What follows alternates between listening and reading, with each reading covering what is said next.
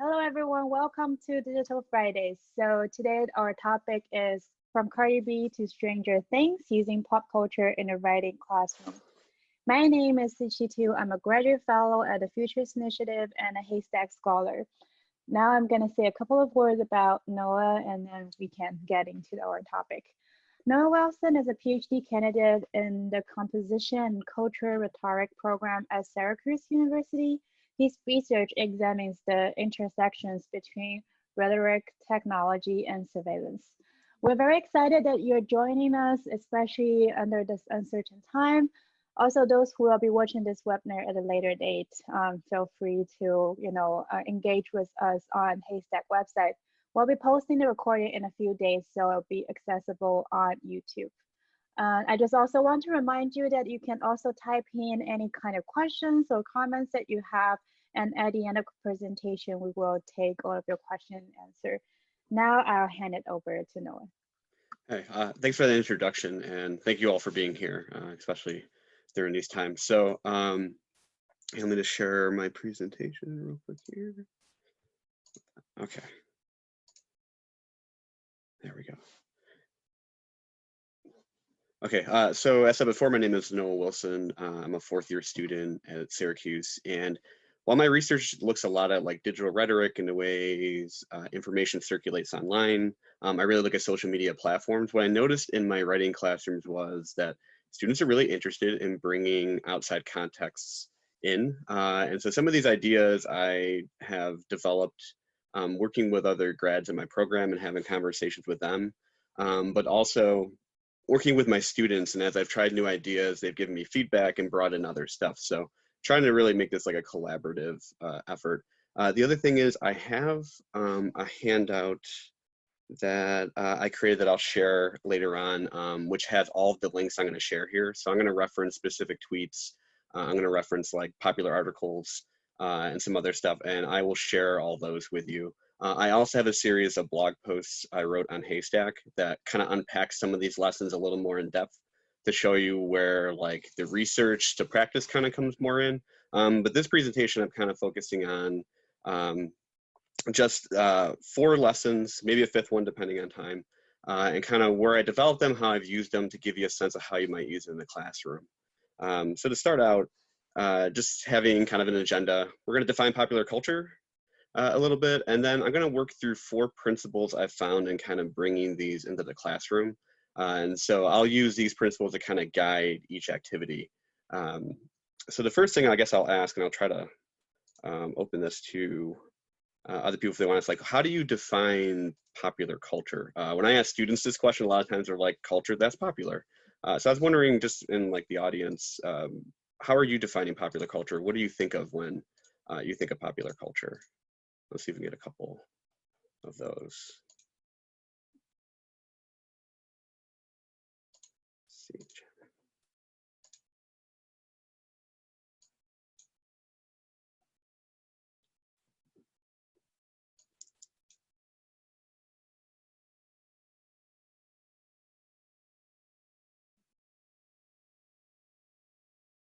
Okay, maybe we'll walk through to see if, oh wait, did we get one? We did, okay. Modern dialects and words, yeah, so something with language and use there. Yeah, collective reference. See if we can get one more.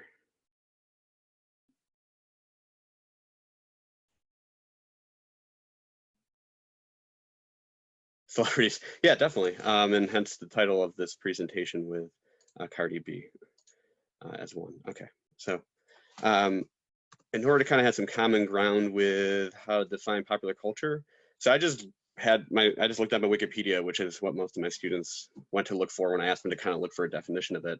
And so really it's culture that's generally recognized by members of society as that's prevalent in society or popular. And so a lot of this is going to be that it can be assumed that the majority of a population is familiar with enough to act as kind of like a reference point. A lot of times these are things that are in like mass media. When I look at my own discipline and someone who wrote a book about rhetoric and popular culture, this is from Brummett, and he defines it as popular culture refers to those systems or artifacts that most people share and that most people know about. And speaking of popular culture, then we are concerned with things like television that are part of everyday experience of most people.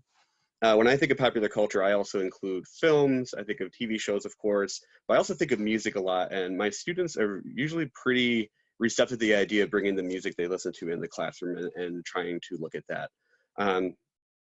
So to kind of start out, these are, and considering some of your answers that you provided too, I think this is a way to kind of break it down to like 4 things I want to keep in mind when I'm talking about popular culture. So the first is that they consist of artifacts, broadly defined. So that could be texts, that could be songs, that could be images, that can be books, films, television shows. That most, and again, that's kind of a loose idea, most people might at least be familiar with or even engage with on a regular basis. If they don't shape what we think, it's not so much that they're shaping what we think about. Popular culture is at least what we think about these things. Popular culture is something that shapes what we are thinking about. So these are those common ground things that students might be able to bring to classroom that they've each interacted with. Another thing I try to stress to my students too when we think of popular culture, especially when we do rhetorical analyses of these artifacts, is that they carry traces of the dominant culture's values, assumptions, ideologies, and positions. I kind of think of some of the movies on Netflix carry forth these very traditional values, and it's interesting to have students unpack those. But as someone referenced there, it's this common reference point to build from.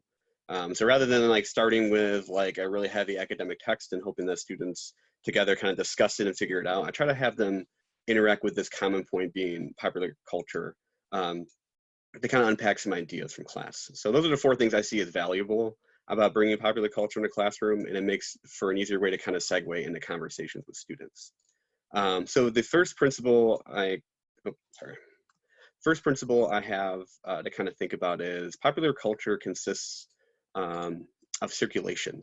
And so the kind of mantra I want to think about with this principle of circulation is this is how ideas and texts spread, how they respond to each other, how they remix, and how they combine with other ideas and texts to kind of make something new.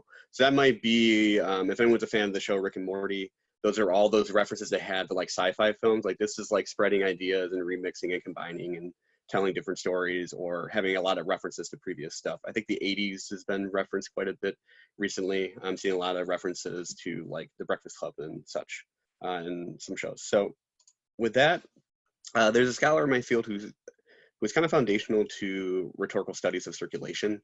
And in her book, The Still Life of Rhetoric, she's looking at the Obama hope image and the way it's circulated and has changed meaning as it's gone along and being remixed. And I have this longer quote, but really the thing she focuses on is that when we think of like a rhetorical analysis, a lot of times we focus so much on the writer or the writers, their intentions with whatever they're putting out there. Like they didn't intend to do harm, they intend to do this. But a lot of times once something's put out there, especially when it circulates a lot, you can't control what's going to happen with it, how it's going to be uptaken, how it's going to be circulated. So the idea that consequences rarely taken up the central focus, I think social media and the things we've seen with stuff going viral and conspiracy theories and such, I think we talk more about maybe the consequences of circulating things. But at the time she was studying the Obama hope image, she was really pushing for us to think about that as a part of, you have intention, but then also consequence. This other concept is from 2 scholars, Rodolfo and DeVos. And so they had this idea of rhetorical velocity. I know this chart's a little bit blurry and it has like these different questions, but what Rodolfo and DeVos were thinking of is when we're making something we're going to circulate, especially when we think in like a social media sense, we shouldn't just think about like what we want to communicate. We should think about who's going to be uptaking things and how they're going to use it. So they have questions of like, who is interested? Why do they want to recompose my work? Why might they retweet it? Why might they remix it? And then trying to account for those purposes when you're actually making your writing or when you're putting your stuff out there.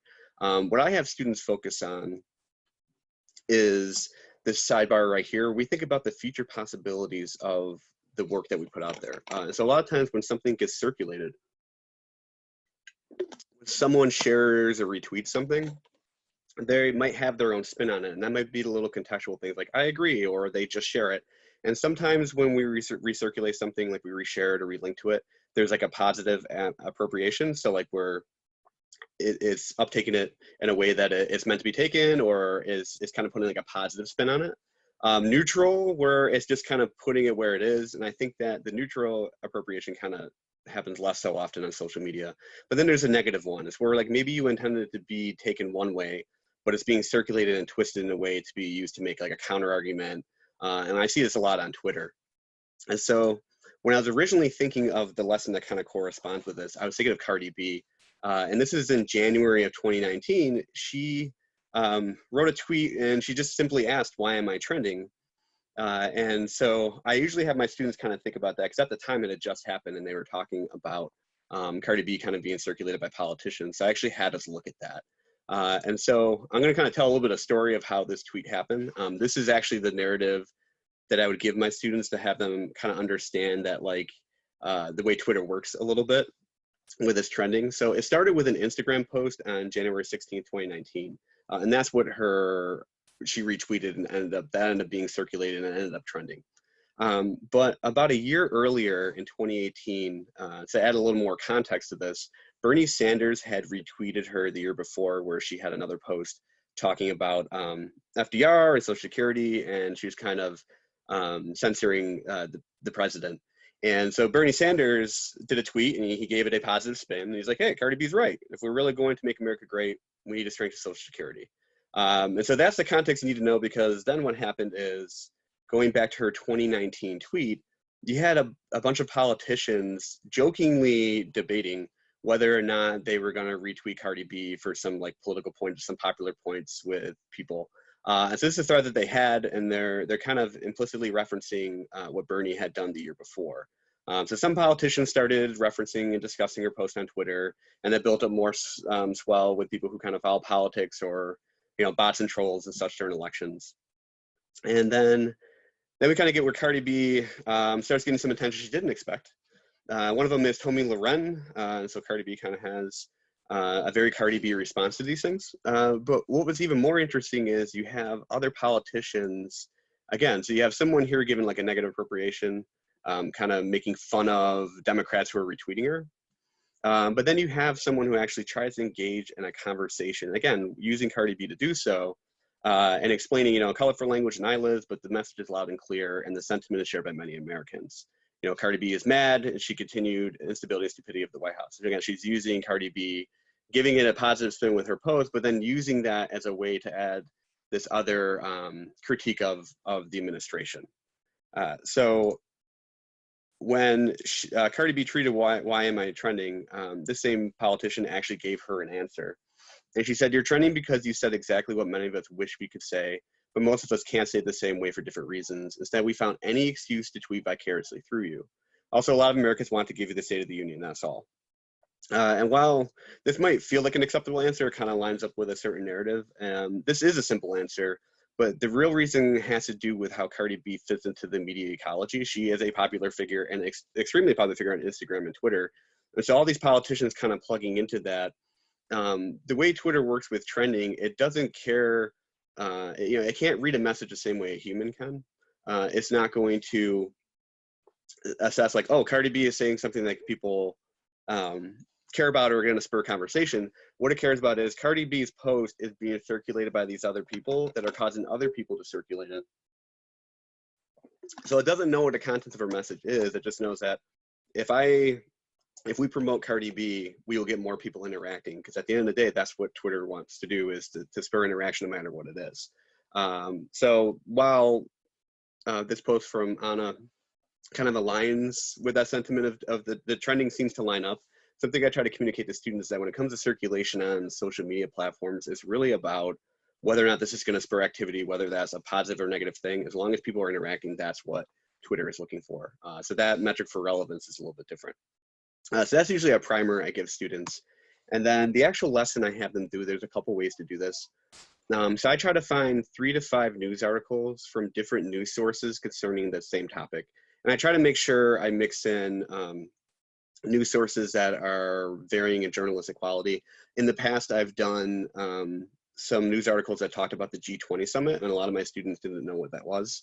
And so I did pick like something from CNN or the New York Times, but then I also picked like Breitbart, or something where like the journalistic integrity is just not there. And so one thing I do, and this is what I have in the variant. So when I first did this lesson, I actually pulled all of the text out of the article. So I had the headlines and the body text, no images, no links back to it, just the text. And I had students kind of work through that to identify the source and the author. I've since expanded that to be kind of an exploration of like how different news sources rely on other news sources to actually make their story. And so the lesson I'm going to show you is going to be more of this more developed one. So what I have students do is I find 3 to 5 news articles from different sources, and then I have them in groups of 2 to 3 work through the news stories to try to figure out which one is the original. I have them figure out the credentials of the author. I also try to have them debate whether or not they think there's a positive or negative spin being brought to each publication when they recirculate the story, and then trying to have them pick out the points where that is happening, whether that's in like a headline, whether that's in the way they're contextualizing the story or the sources they're using. So kind of thinking of Twitter again, this is a post by a mother in the UK. She went to a popular store, Poundland, and found this, this onesie.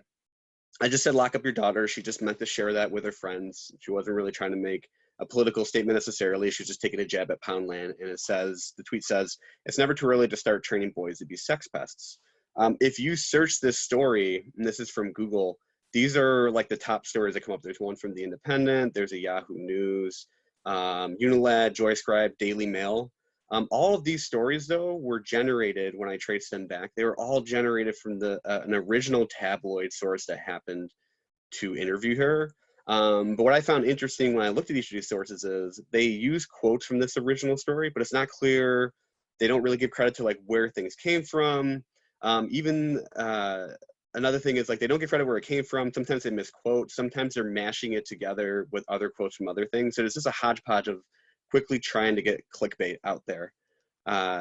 So here are some of the headlines that, you know, this one story done by one tabloid generated. Here are 3 other headlines that came from it.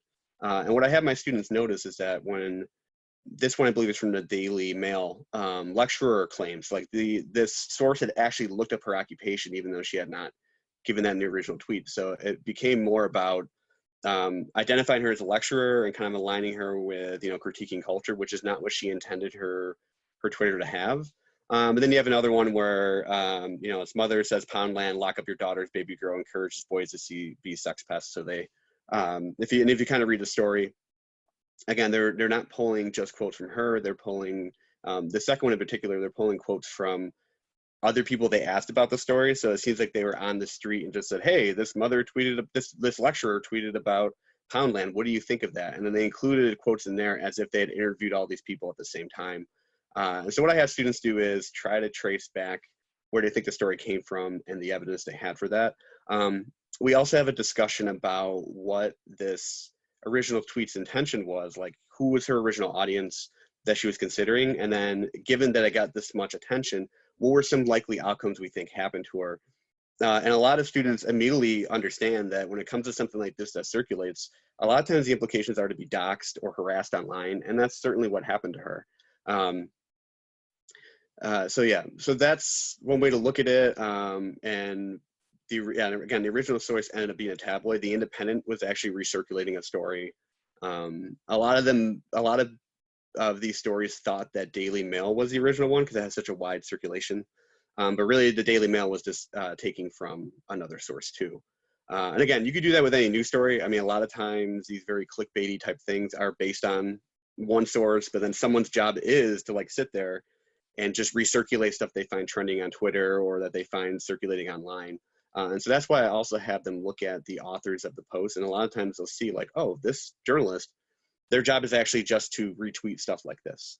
And then we kind of talk about, you know, which journalists have certain reputations and whether that matters when we're assessing a source. So just to kind of summate, some takeaways from this idea of circulation is that meaning changes as text circulate, and reshares are rarely 100% neutral. Context is also vitally important to interpretation or uptake, which is why I have students try to track down the original story to find out what was said, and then we can decipher like which publications are being responsible with how they're resourcing things or not. I also try to stress to students that there's a difference between media bias and factual inaccuracies, and a lot of times, I think of like the New York Times. I have students read articles from there, but I always try to have them look at, you know, how are they sourcing things? Do they issue redactions on factual inaccuracies? Yes, they have a spin that you can identify, but it doesn't mean they're not doing actual reporting. While there's other sites where they have like no actual reporting and it's all just bias and spin on certain things. And so I think of a source like Breitbart. The other thing I stress to students with circulation is that ethos, or an author's ethos, is important in assessing a news source. Like if you're reading something from, again, from somewhere like the New York Times, say, versus like Breitbart, I would say the New York Times has more ethos as like a publication because they're known to fact check. They're known to issue redactions, and other ones don't, or they don't actually tell what their sources are. And so helping them to kind of look at like what are sound journalistic practices, and to try to identify that in the sources they're looking at. Okay, I think I was moving kind of fast for that. Okay, so the next thing I have, so that's circulation. The next one I have is connections. And I think of this as how text, and that's broadly defined again to include films, television shows, music, you know, how text broadly defined intertextually rely on other text to make meaning. And so with this one, I lean on this concept of intertextuality, which Charles Bazerman, who he studies this, this is from a chapter in a book about intertextuality that he had, but essentially intertextuality is the way that texts rely on other texts to make meaning. And so I use this idea of intertextuality as a way to not only talk about how popular cultural references work, but to use that also as an analog for kind of how research works. And a lot of time when you're citing an author, when you're citing scholarship, it's because you're bringing in their argument, or you're bringing in, you know, their credibility as someone who studies something, and you're bringing their work into your own to kind of either enter a conversation or to kind of add some legitimacy to like the research that you did.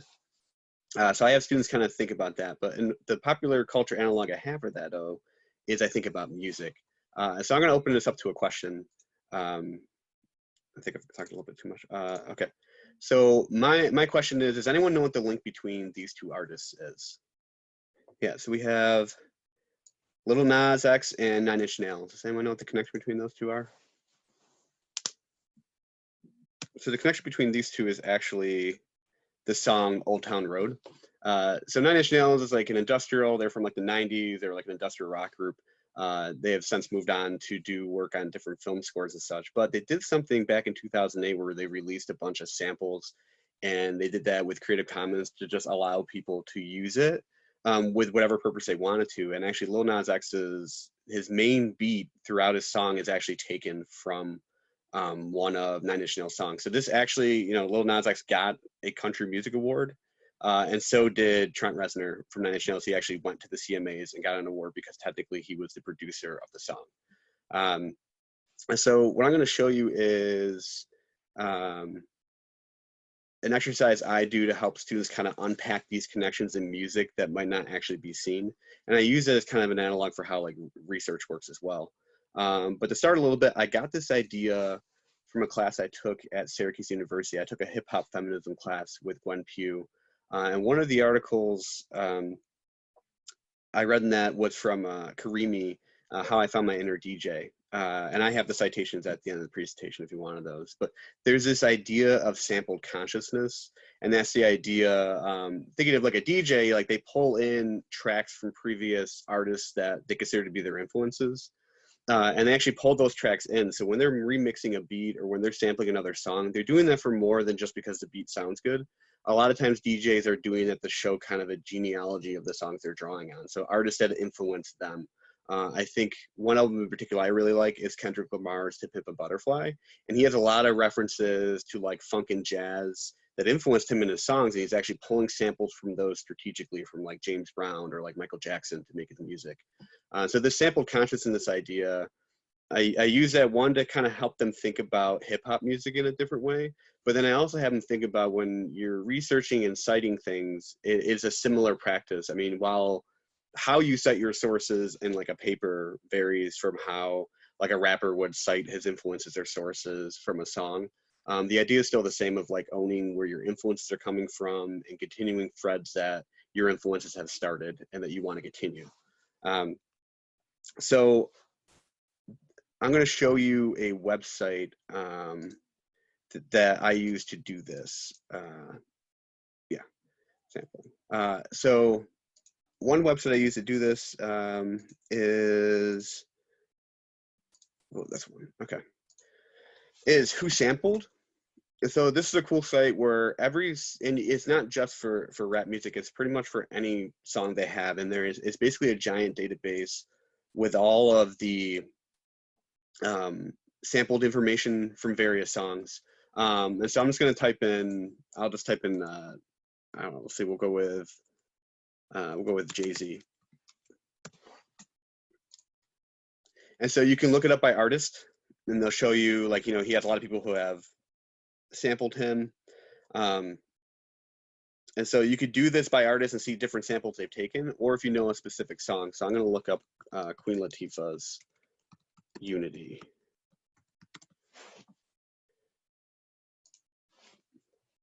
And so what's nice about the site is it gives me, a link to a YouTube video or Vivo. But then when you scroll below it, you'll see what samples the artist included in their songs. But it also tells you who sampled them. So Queen Latifah used two songs. She sampled two songs to make Unity. One was by Desmond Dekker from 1968.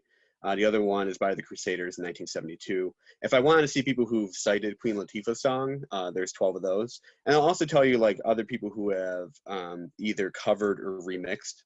And so when I'm thinking about, like,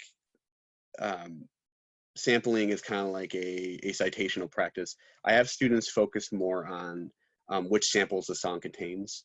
And so if I were to click, the song Unity, what's nice is it remembers where you are. So it'll actually let you listen to the part of the song from the artist you looked up, but then the part of the song from the original song that it came from. And you can actually listen to those in parallel if you want to.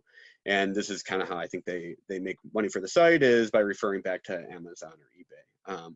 What's useful about that is I will have students actually look up these original artists, or even look up the song to see if there's any connections between, say, like what Queen Latifah's talking about versus like Desmond Dekker. And so one thing I have them do is by, Wikipedia the artist, to kind of see if there's a history there, or if there's something about this figure that the artist who's sampling them might want to be drawing on. But then I also have them look up the lyrics to the songs. And so the other website I use is called Genius.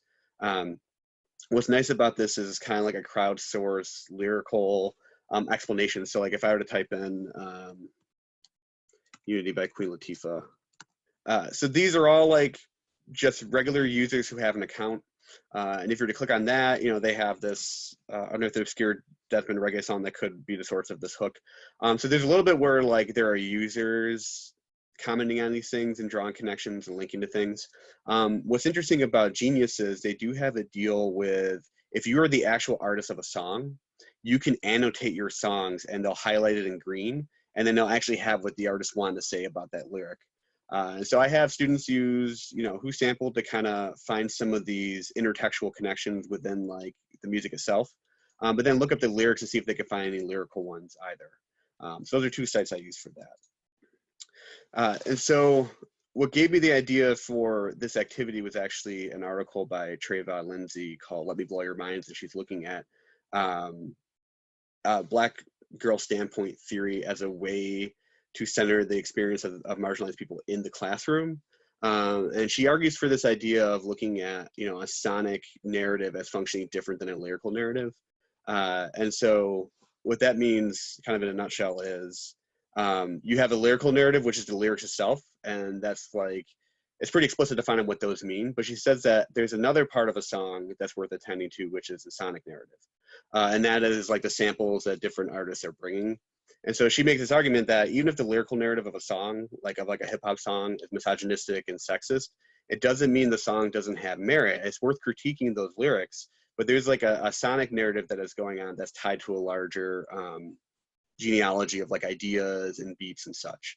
And so when I think of like working with students, I try to have them think about research kind of functioning the same way, where you want to actually trace back, who's citing who, why they might be citing them, and then when they think of their own projects, why they might cite a particular source. And it's not just because it fits. It might be that, well, some of these sources I've been reading are actually citing them as well. So the components for this lesson are the websites Who Sampled and Genius. I tend to pre-select songs that have interesting sonic and lyrical narratives. And I do that to save time in the classroom. So usually what I'll do is I'll have like the preset songs, which I'll show you in a minute, that have some interesting things in them. And I have students work in pairs where they look up the song on Genius for the lyrical narrative and Who Sampled for the sonic narrative. And then I have them create a Google slide that addresses a couple of the intertextual references that they didn't find before. And then maybe kind of discuss why the artist might have been drawing on them to do so. And that's not to say that all artists sample just to make some larger argument, but it does happen more often than they think. And then I have them kind of just talk about like what this is lending the writer or the songwriter in this case and making these references. Is it to demonstrate communal knowledge that their audience would expect them to have? Are they borrowing the credibility of a previous artist and trying to establish their own? Or are they continuing ideas that this other artist had? Or are they even just trying to bring this older artist that influenced them that maybe fell out of fashion? They're trying to bring them back in to popular culture to kind of, you know, have fame again or to have some legitimacy again. And so I have them think about that alongside like what parallels there are between these references from the sonic and lyrical narratives, but then also what happens with academic citation and what counts as something you would cite or would want to cite. So the songs that I use for this particular exercise, Bring the Noise by Public Enemy. There's a lot of references in both the sonic narrative and the lyrical narrative. There are references to prominent Black figures. There's some Malcolm X being mentioned, and there are alongside some beats taken from different speeches from other figures. Another song that I was surprised to have a lot of references that were useful was 99 Problems by Jay-Z. And I have a reading if you're interested in that particular one. I think I shared it in the resource link that I'll have. There's an essay that kind of talks about a student who saw Jay-Z's song as a way to kind of unpack Reaganomics and such, because that's what he references in the song. But he has a lot of references in his lyrical narrative that are fun to unpack. Lauryn Hill's Doo-Wop That Thing has a lot of like interesting connections between the song she's sampling and trying to play off a song that called for one thing, and her song's almost kind of a response to that from a song in like the 70s. And the same thing with Queen Latifah. There's some interesting connections between her song Unity, where she's like calling back for a time where this other song talked about unity and solidarity in a community, and then she's responding to the rampant sexism despite 30 years since that song was written.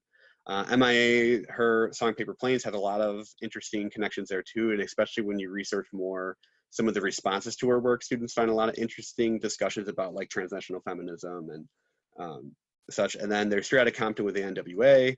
And then just kind of like a fun one, Dirty Harry by the Gorillaz has a couple references, but I've also at times put up some Johnny Cash songs where he actually referenced older blues songs within his own, and Bob Dylan as well. So the kind of directions I give them is to choose a song. I usually make a Google slide list, and I have them find at least one sample used in the song. They can, if they want, one song that samples your song, and that one I've kind of drifted towards not requiring them to do, because a lot of times they pick like the song that came out this year, and so like people haven't had a chance to sample that song. But I also try to have them think of additional references they might unearth in the lyrics, or just by researching the artists themselves. And then for like homework, what I would have them do is write a one-page reflection paper, double-spaced, that explores some of the significance of the sampled song and the other references, and like how that unearths additional meaning for them. So an example of a slide here would be, I use King Kunta by Kendrick Lamar. He samples James Brown's The Payback. There's some lyrical reference in there about a character from Roots.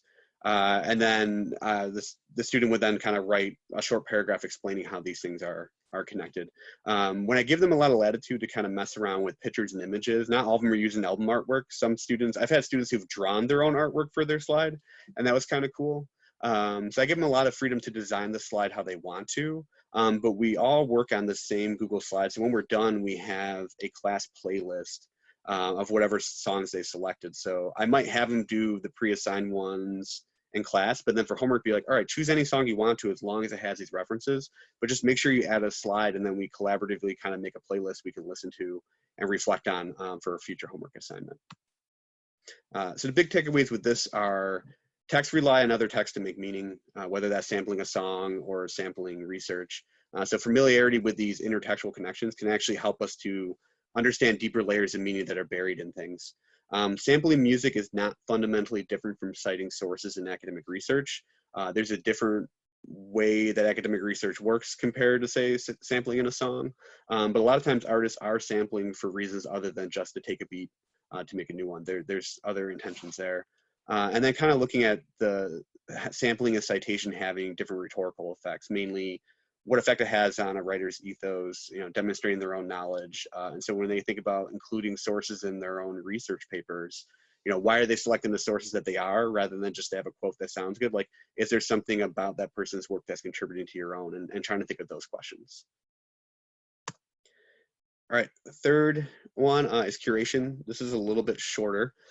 So curation, I see this principle of curation is that this is how we select and collect cultural artifacts that we pay attention to. So it's like generating your YouTube recommended video list. It's those links you pay attention to on like BuzzFeed. It's how Netflix starts recommending things to you because you've paid attention to certain things and it's drawing on that. And so I use different bookmarking tools to do this, and one of them is Wakelet. Which I made the handout, which I'll share, I actually made with Wakelet. So what I like about Wakelet is you could bookmark content. You can actually include additional text where you can situate what the thing you're sharing is.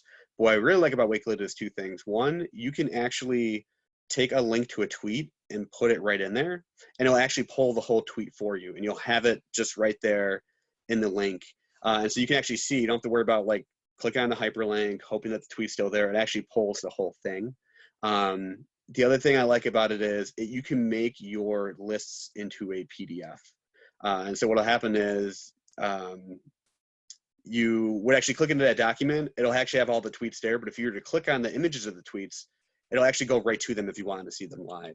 So that's a nice tool to make like newsletters. What I usually do with students curating is I'll give them a long-term assignment where I just have them once a week share links to things they're reading, even if it seems unrelated to class, to just kind of keep track of the different things they're reading or the different sources they do. And they might find other connections that they're not expecting to. The other thing I have students do with curation is I try to have them compare how an algorithm is choosing content for them versus the content they're choosing for themselves. So I usually ask them the question, have you ever watched a bad Netflix recommendation? And so what I'll have them do is I'll say, okay, go on Netflix, go on Spotify, wherever you want to go. And think of something that's recommended to you that you would never watch. Like it just doesn't appeal to you, it gets it wrong. But I actually want you to watch it and then review it. And so just do a short review. This could be like a one-page response paper, but just review this recommendation the algorithm had. And then what I have them do is, okay, pick something that's the same media type. So if you chose to review a Netflix show, pick a Netflix show of your own that you're interested in and review it, and then have them compare those two reviews together. And likewise with a song, if they find there's a song being recommended, I'll have them review a song they know they probably won't like, and sometimes they're surprised, but usually they're spot on with rejecting Spotify's recommendations. But then I have them choose one that they do like, and then what I ask them is like, what do you think your viewing or your listening is causing this algorithm to choose these things for you? And that kind of opens up a discussion about like how we choose the content that we're involved in, and whether or not algorithms are actually good at it. What kind of data might it be collecting on you in order to make that recommendation, even if it's a bad one? There's some kind of link there between like data collection and the way it recommends things to you. And so that's one way I have that conversation with students. And so the components for this lesson is any content curation tool. Wakelet's a good one. Pocket's another popular one. There's a website called HighTabs that allows you to save links as well. And if students are uncomfortable with all those, like they just can't figure it out, I'm fine with them using Google Docs as long as they just get that hyperlink and tell me what it is. I'm fine with them using that. And then the only other thing they would need is some kind of streaming service, whether that's Spotify, Netflix, or even YouTube. If they look at the right sidebar and the video that's recommending there, if they can't think of anything else other than that, that's fine to use too. And so again, having students save links to real life things that pertain even loosely to course content on an ongoing basis, but then also having them review different things that are recommended. And so the thing about this activity or this principle is I want students to notice connections they're making between their classroom learning and everyday experiences. And I would say like pull in something that's relevant, a lot of times students might not make that connection right away, but if I give them a list of things they've been just following that they don't think is readily related, and so usually around like midterms, I'm like, okay, let's revisit our list and see, like, are any of these links coming up to you? Do you find the stuff you're reading in class is starting to permeate out, or are you bringing these examples in to apply stuff to class? Attending to our attention means accounting for what we're drawn to. So I try to help students figure out, like, what are your interests are, why are you drawn to these things, how much do you rely on algorithms to recommend content for you, and what might they be collecting to do so. And then the last principle is captioning. And I think of this as how we make our text accessible by thinking about how our use of images, text, and sounds combine to make meaning. So kind of thinking of like modalities that way. And so I think of this book, the one I always show my students is Where the Wild Things Are. I'm assuming people are kind of familiar with that story at least. And so there's this one page of the book. I think children's books work really good for examining the relationship between image and text. So I have this one where I'll show them. I'll say, okay, how many of you are familiar with this? And a lot of them raise their hands, like, I read that as a kid. And then I say, well, what happens when we change the text? Does that change the way we view Max? And for some students, it's no, because they're familiar with the book. But if you only had this image and you only had this text to go by, does that change our relationship with this character and what we're seeing here? So if we know that this is just an excited kid who's just happy to go to dinner, yeah, he's a little more menacing still. But again, does that change him being seen as like a rude kid to his mom and being sent to bed without dinner? And so I have them actually, you could pull a lot, children's books are really good for this, because they're very like image dependent, but I would say just pull like images from children's books, you know, and have the original words with it, but then allow students to kind of remix that. Another way I have students look at it is to actually look at pictures that they're making themselves and to practice making different captions for them. So like in this example, having the text, you know, I was having breakfast when suddenly it started snowing. Very different circumstances than a snow destroyed my house, only this was left intact. So again, we're relying on text to kind of fill in context for the image, but we're using these two things together in order to make meaning. So sometimes this will branch into looking at memes or looking at the way different news stories might provide some textual description and how that changes the way we interpret it. And then other times I just have them mess with memes and to say, like, what different meanings can you make by changing the words up? Like there's some meanings ascribed to certain images that we're familiar with, but the text can change, or you can use the image to illustrate a mood and then have the text kind of change the meaning for that too.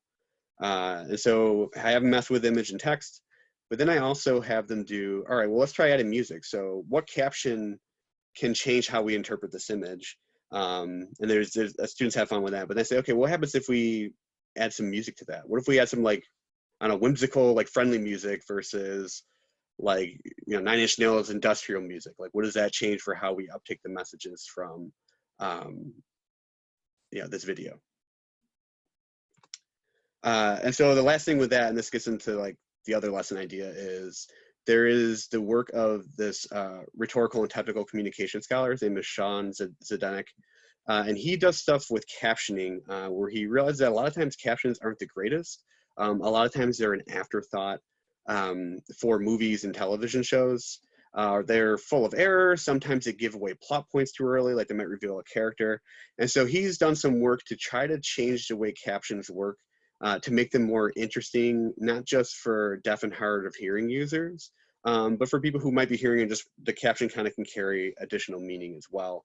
And so again, I've linked to, in the document, I've linked to a blog post he has about thinking of captions as a way to carry meaning differently.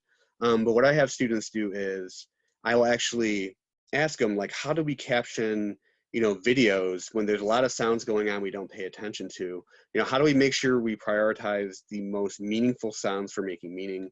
And a lot of times students will focus on dialogue by asking, like, with background noises, like, is it important to have the crash of the Hulk? Is it important to say, like, the crowd's applauding?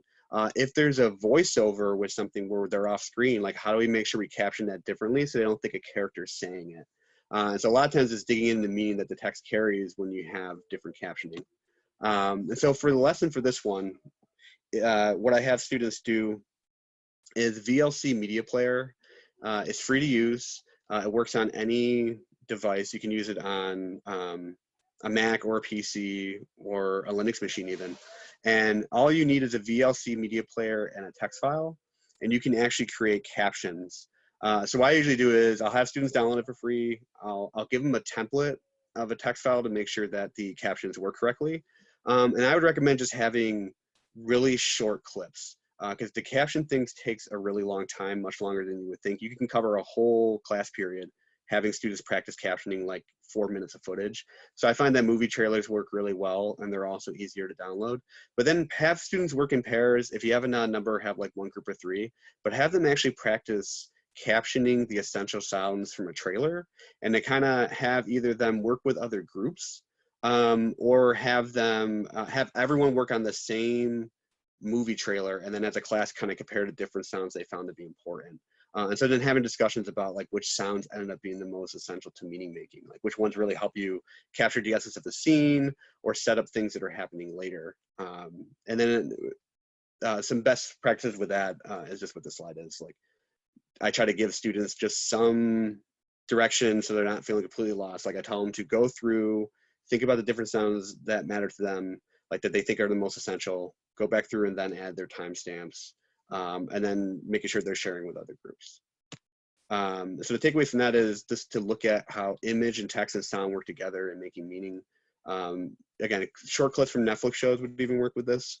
And then the importance of sound and established meaning in popular culture. You know, how difficult but necessary it is to make these artifacts accessible. Like if you are a deaf or hard of hearing user and you're watching a movie, you're relying completely on this caption to give you information that you're not getting otherwise. So attending to why we're using images that we are in a multimedia text. So like when you make if you're using an image and when you make like a caption for it, why it's important to make sure that's actually pretty descriptive to what you want people to get out of it. Yeah, so at this point, if people have any specific questions that I can answer with it, I know that's a lot of information. Yeah, any pressing questions or things I can share? I'll post the link to PDF for you right now if you wanted to take a look at that. But.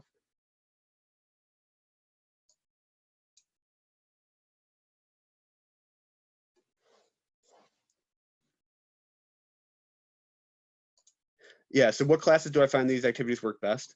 I've used them, I mean, with digital writing classes, all these activities work really well, but I also use them in first year writing. Sometimes you have to retrofit a couple things. I know with music, I use that in some form in almost every single one of my classes because students really like that. It gets them engaged. It lets them bring in stuff that they're already doing. So I tend to use the music, like sampling and looking at that. Definitely in we have 2 class core requirements. We have first year writing and then research writing. I definitely use it in research writing, but I find that a good place to start for first year writing, especially if they're kind of readings. Like I have them read like hip hop feminism. I have them read something from the Crunk Feminist Collective as a blog where these scholars are basically writing for more of a lay audience about issues of race and gender in like popular culture, basically. And so I use that reading along with the sampling to kind of have discussions about hip hop as a response to systemic oppression and such. So again, you could fit these into different things. In like a technical writing class, I think the captioning works really well. Especially if they're thinking about making things accessible for users or making instructions. But yeah, most of them I use a lot in first and second year writing.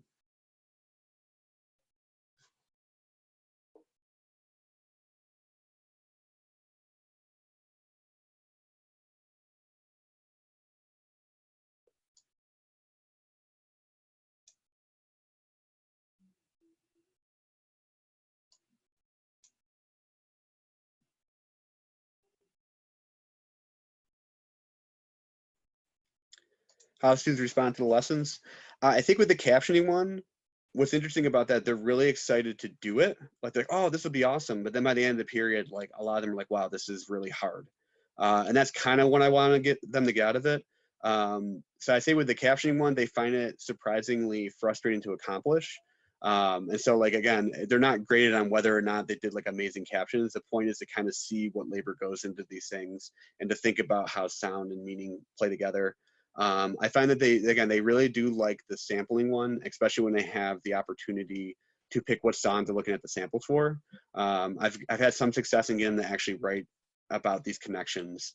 I would say with the circulation one with Cardi B, that works as like a one-off lesson. I usually have that when if I'm talking with a class about surveillance, or I'm talking to them about data, I like to use that as a primer because it gets them to think about a context they're more familiar with. So I'd say a digital writing class really responds well to that one.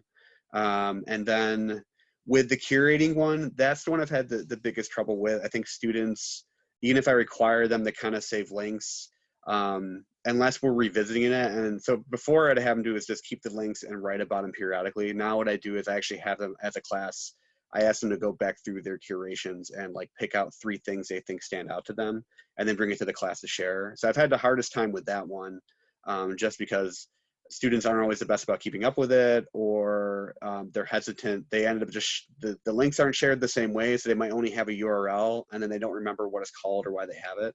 So I've had to kind of change to give more specific instructions with that. But I think with the curation one, at times they find it more cumbersome than it's been worth. But I think in the class I'm teaching right now, I'm teaching a research writing class. And so I have them just once a week share 1 link. And that's worked pretty well because they have to bring in outside links in their discussion board posts. So it's just asking them to share it. So trying to build that in as like something they're already doing rather than like a main event, I think works better for that one. If anyone wants to discuss things further, feel free to reach out to me. I've also done 3 HASTAC posts with some of these lessons more in depth, if that'll help people kind of see how to apply some of these theories to practice. Yeah, and be sure to check out that that document I shared, because it has all the links here, and use whatever you want with that. I'm completely fine with that. So thank you all for coming. Yeah, thank you so much, Noah, and thank you all for tuning in today. Stay safe and stay well. Again, this webinar has been recorded. We're going to post a recording and also an event recap on HASTAC website in a couple of days. Thank you all. Bye.